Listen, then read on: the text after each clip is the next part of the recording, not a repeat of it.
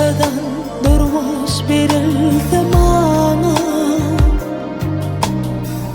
içirirdim onu sen bilen.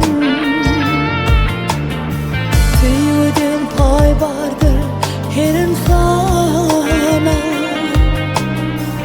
mening payım bolgun sendine.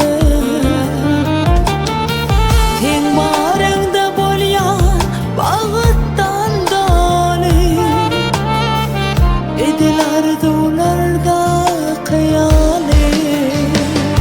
Ben barım dünyada ömrümde gece, kalan ömrü geçeli bileceğim.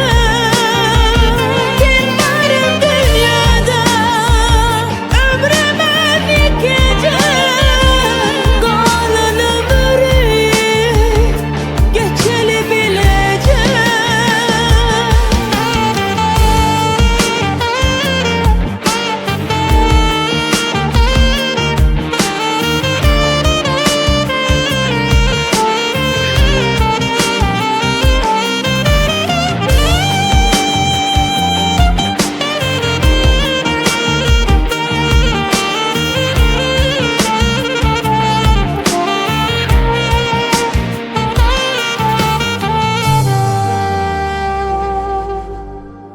Sana sevgim dünyaya halikingdir, oğudanlar pekliği bilen. Beni yaşayan senin sevgimdir,